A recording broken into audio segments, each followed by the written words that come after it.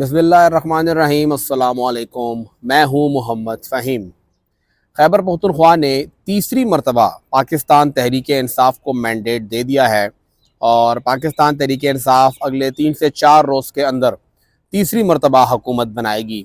इस बार उनकी हुकूमत सुन्नी इत्तेहाद कौंसल के प्लेटफॉर्म से होगी। 87 मेंबरान सुन्नी इत्तेहाद कौंसल को ज्वाइन कर चुके हैं और एक आसान हिसाब लग रहा है।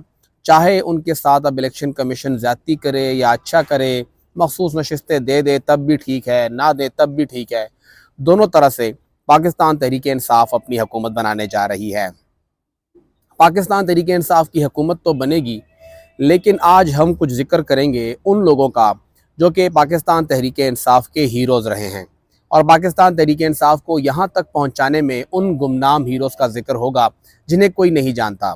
बहुत से नाम आप जानते हैं कि मुराद सईद, तैमूर झगड़ा, कामरान बंगश, या अगर हम लोग बात करें जो पंजाब के अंदर लीडर्स हैं वो तमाम लोगों को लोग जानते हैं।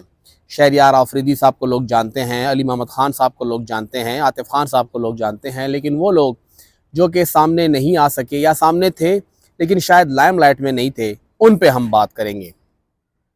सबसे पहला नाम इनमें से आता है दीर से लियाकत साहब का। लियाकत साहब वो वाहिद पाकिस्तान तहरीक इंसाफ के लीडर हैं या रुकने सूबाई असम्बली हैं, दोबारा भी इंतखाब हुआ है उनका, कि उन्हें दहशत गर्दों ने निशाना बनाया, उनके सगे भाई को निशाना बनाया, इनकी गाड़ी को निशाना बनाया, इनके घर के बच्चे उसमें शहीद हुए, इनके भाई उसमें शहीद हुए।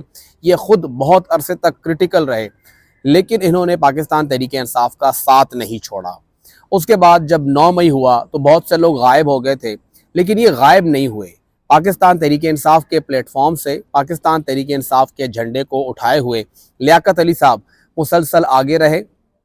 उन्होंने जलसे भी किए और पहला बड़ा जलसा 9 मई के बाद जहाँ पे किसी एक प्लेटफॉर्म पे पीटीआई के सारे वर्कर इकट्ठे हुए हों, वो लियाकत साहब ने किया था। अब हुकूमत साजी हो रही है, ये ना हो कि कहीं ये तमाम लोग उनसे भूल जाएं। लियाकत साहब ने उस वक्त भी कुछ नहीं मांगा था, लियाकत साहब आज भी कुछ नहीं मांग रहे हैं, और जब उनके ऊपर दबाव आया, प्रेशर आया, उनको उठाया भी गया, तो उन्होंने वाहिद एक बात की थी कि मैं पार्टी नहीं छोड़ सकता, इमरान खान को नहीं छोड़ सकता और मैं चुप करके घर भी नहीं बैठ सकता। मैं जल्द से जुलूस भी करूँगा, एहतजाज भी करूँगा और इलेक्शन कैंपेन भी करूँगा। और शायद वही एक आइस ब्रेकर था कि मलाकंड में और ख़ुसूसन दीर में उनकी देखा देखी फिर बाकी लोग भी निकले। लियाकत साहब आज भी पार्टी के साथ हैं और अभी भी अगर उन्हें पार्टी कुछ नहीं देती तो वो तब भी गिला नहीं करेंगे, लेकिन क्या पार्टी उनके साथ इंसाफ करेगी? सवात से फजल हकीम साहब डिडक्ट चेयरमैन रहे हैं, 2 बार पहले भी एमपीए रहे हैं, तीसरी बार एमपीए रहे हैं, लेकिन उनके ऊपर भी बहुत ज़्यादा दबाव था कि वो पार्टी छोड़ दें। अवेलेबिलिटी है, लोग गिला करते हैं, मकामी लोग, ज़ाहिर बात है आप 10 साल तक एमपीए रहे हों, लेकिन उन्होंने भी शदीद दबाव के बावजूद अपनी पार्टी नहीं छोड़ी, इमरान खान को नहीं छोड़ा।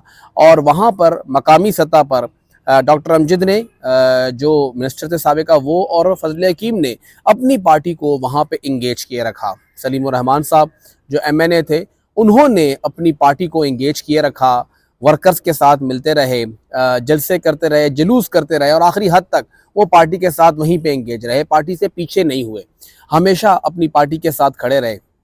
और आज अगर हमें वहाँ पे सवात में, दीर में पार्टी नज़र आ रही है तो इन लोगों की वजह से नज़र आ रही है। मुराद सईद साहब ठीक है, वो थे, लीडर थे, लेकिन वो ग्राउंड पे नहीं आ पा रहे थे, उनके मसाइल कुछ और थे। जुनैद अकबर साहब, उन्होंने बहुत ज़्यादा काम किया मलाकंड में। जहाँ पे जुनैद अकबर साहब का जिक्र आता तो कहते यहाँ पे तो और बात हो ही नहीं सकती, उनसे तो कोई भी नहीं जीत सकता। पीर मुसव्विर साहब, जुनैद अकबर साहब, ये वो नाम थे जिनके करीब भी कोई नहीं भटक पा रहा था और एक क्लियर विक्ट्री उनके हाथ में थी कि चाहे कुछ भी हो जाए जीत तो उन्हीं की होगी। अब्दुल सलाम आफरीदी साहब, लग ये रहा था कि इनको सिर्फ खानापुरी के लिए टिकट दिया गया है, हैदर तो वैसे भी जीत जाएगा।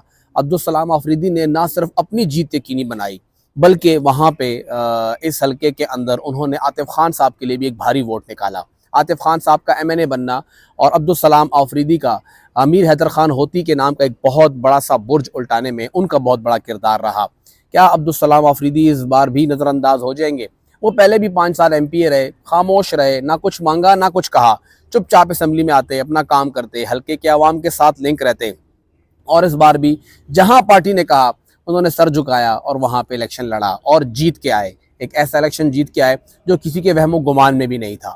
بات کی جائے میاں عمر صاحب کی، میاں عمر صاحب نے اس وقت جا کے عمران خان سے فوٹو بنائی جب لوگ عمران خان کا نام لیتے ہوئے بھی خوف کھاتے تھے، لیکن میاں عمر پیچھے نہیں ہوئے، بلکہ انہوں نے کہا کہ اس نوشہرہ کے اندر ادریس خٹک کو، اس نوشہرہ کے اندر خلیق الرحمان کو سپورٹ ملے گی تو میں کروں گا، میں اس جگہ کو خالی نہیں چھوڑوں گا، چاہے کچھ بھی کہہ لیں، یہاں پہ پرویز خٹک صاحب کچھ بھی کہہ لیں، جیتنا تو میں نہیں ہے۔ اور انہوں نے پھر پرویز خٹک کو شکست بھی دی ایک بہت بڑی سیٹ کے اوپر، جہاں پہ پرویز خٹک کا مقابلہ لوگ سمجھ رہے تھے کہ میاں عمر سے ہے ہی نہیں، یہاں تو مقابلہ مسلم لیگ نون کے اختیار ولی کا اور پرویز خٹک صاحب کا ہے، لیکن ان دونوں کو شکست دی اور ایک بھاری مارجن سے شکست دی۔ کیا میاں عمر کو بھی نظر انداز کر دیا جائے گا؟ بات کریں ہم لوگ چارسدہ کی، فضل شکور خان پہلا بڑا جلسہ انہوں نے کیا اور چارسدہ کے فاروق اعظم چوک میں کھڑے ہو کے اس نے کہا کہ میری ایک ہی بیٹی ہے، اگر اسے بھی میرے سامنے مار دو گے تو مار دینا، میں عمران خان کو نہیں چھوڑوں گا، میں یہیں پہ کھڑا رہوں گا اور میں خان کے ساتھ رہوں گا، جو کرنا ہے کر لینا۔ فضل شکور خان وہ واحد بندہ جس کے ساتھ پارٹی کی سپورٹ نہیں تھی، وہاں تے فضل محمد خان صاحب نے جو کچھ ان کے ساتھ کیا اس کے باوجود وہ پارٹی کے ساتھ کھڑے رہے، پارٹی کو نہیں چھوڑا، خود بھی الیکشن جیتا۔ اس سے پہلے وہ اے این پی اور جے یو آئی کے ایم پی رہ چکے ہیں، اس بار بھی انہیں بہت سی آفرز تھیں کیونکہ وہ کنفرم سیٹ جیت رہے تھے، انہوں نے پھر بھی پارٹی نہیں چھوڑی کہ نہ میں کھڑا رہوں گا تو عمران خان کے ساتھ ہی کھڑا رہوں گا۔ اور اس کے بعد ہم نے دیکھا کہ یہ وہ شخص جو کہ اس کو لا منسٹری ملی تو جہاں پہ اسے نظر آیا کہ کرپشن ہوئی ہے اس نے اس کو روکا۔ محمود خان صاحب نے ان کی منسٹری عادی کر دی کہ یہ بندہ تو پرانے کھاتے کھول رہا ہے، اس لیے کیونکہ یہ خود کرپٹ نہیں تھا، لیکن وہ کھڑا رہا اور خاموش رہا، پارٹی کو اس نے نقصان نہیں دیے۔ لیکن ہم دیکھ رہے ہیں کہ کیا اس بار انہیں دوبارہ سے موقع ملے گا یا وہ نظر انداز کر دیے جائیں گے۔ چارسدہ کے اندر عمران خان کو بائی الیکشن جتوانے والا فضل محمد خان نہیں تھا، فضل شکور خان تھا، اور فضل شکور کی وجہ سے ہی وہ بائی الیکشن بھی جیتے اور اس بار بھی فضل محمد خان کی جیت میں فضل شکور کا کردار تھا۔ پشاور کی بات کریں تو جلسہ احتجاج لوگ چاہیے، لوگ نکالو، روڈ بند کرو، دھرنا دینا ہے، جو کچھ بھی کرنا ہے، بھاگ دوڑ کرنی ہے تو فضل الہی نے کرنی ہے، لیکن جب منسٹری کی بات آتی ہے تو فضل الہی انہیں کہیں نظر نہیں آتے۔ کیا فضل الہی کو اس بار بھی نظر انداز کر دیا جائے گا؟ فضل الہی نے خاموشی سے چپ چاپ اپنا پورا کا پورا جو علاقہ تھا وہ کنٹرول کیے رکھا، اپنی مہم جاری رکھی اور کنفرم سیٹوں میں سے ایک کنفرم سیٹ تھی، انہیں معلوم تھا الیکشن لڑنا کیسے ہے، انہیں معلوم تھا الیکشن جیتنا کیسے ہے، اور اسی لیے وہ پشاور سے واحد ایم پی ہیں جو تیسری بار منتخب ہو چکے ہیں۔ قاسم علی شاہ پشاور سے منتخب ہو گئے ہیں، تعلیم یافتہ ہیں، پڑھے لکھے ہیں، سیاسی گھرانہ ہے۔ لوگ کہتے ہیں کہ یہاں پہ پشاور کے اندر پی ٹی آئی کو سانس لینے نہیں دی گئی، اگر پی ٹی آئی نے پشاور میں سانس لی ہے تو وہ صرف اور صرف قاسم علی شاہ کی بدولت لی ہے۔ واحد ہند کو اسپیکر، واحد پشوری تھے جو کہ یہاں پر تھے، انہوں نے پی ٹی آئی کے پہلے ورکر کنونشن کے لیے اپنا شادی حال پیش کیا کہ یہاں آئیں، یہاں کنونشن کریں، سارا خرچہ میں اٹھاؤں گا، بے فکر رہیں، سارا پریشر میں لوں گا، آپ بے فکر رہیں۔ پولیس کی بھاری نفری باہر تعینات رہی، ہر طرح کے لوگ وہاں پہ موجود تھے، ایک خطرہ تھا، قاسم علی شاہ ڈگمگایا نہیں، وہ گھبرایا نہیں اور وہ کھڑا رہا، اس نے الیکشن لڑا، ایک مشکل علاقے سے الیکشن لڑا، اسے ٹکٹ میں نظر انداز کر دیا گیا تھا، وہ پھر بھی خاموش رہا، پھر ٹکٹ دے دیا گیا، اس نے تب بھی شکریہ ادا کیا اور اب جیتنے کے بعد بھی وہ خاموش ہے۔ لیکن کیا پارٹی نظر انداز کرے گی یا اس بندے کو بھی کہیں نہ کہیں کیبنٹ میں جگہ ملے گی؟ مینا خان آفریدی، پورے پاکستان میں یوتھ کو اگر آپ نے اکٹھا دیکھا ہے تو اس بندے کی وجہ سے دیکھا ہے۔ مراد سعید تو منظر عام سے غائب ہو گئے تھے، شاید خٹک کھل کے سامنے نہیں آ پا رہے تھے، لیکن مینا خان کھل کے سامنے آ رہے تھے۔ پشاور میں مطرح کا بائی الیکشن تھا، پوری کمپین مینا خان نے چلائی، عام انتخابات کے اندر نہ صرف اپنی مہم بلکہ اپنے ساتھ پورے کے پورے پی ٹی آئی کی مہم مینا خان نے چلائی۔ کیا مینا خان کو نظر انداز کر دیا جائے گا؟ کیا انہیں اگنور کر دیا جائے گا؟ یہ سوال پی ٹی آئی قیادت کو پتا ہوگا۔ اگر ہم بات کرتے ہیں باقی علاقوں کی، کیا بنو جیسے علاقے میں پختون یار کا دوبارہ کامیاب ہونا، انتہائی مشکل حالات کے اندر بار بار کامیاب ہونا اور اکرم درانی صاحب کے منہ سے جیتی ہوئی جیت، حاصل کی ہوئی جیت ان سے چھین کے لانا، اور وہاں پہ جمعیت کے لوگوں کا یہ کہنا کہ الیکشن سے پہلے ہی پختون یار جیت گیا تھا، کیا پختون یار کو بھی نظر انداز کر دیا جائے گا؟ وہ بندہ ہے جس نے جنوبی اضلاع کے اندر اپنی پی ٹی آئی کو متحد کر کے رکھا ہوا ہے۔ بنو جیسے شہر کے اندر وہاں پہ نسیم کی جیت ہو چاہے کسی اور کی جیت ہو، وہاں پہ پی ٹی آئی کی ساری جیت کا صحرا پختون یار کو جاتا ہے۔ کیا پختون یار کو نظر انداز کر دیا جائے گا یا انہیں بھی کہیں نہ کہیں پہ کچھ نہ کچھ انہیں سپورٹ کر دیا جائے گا؟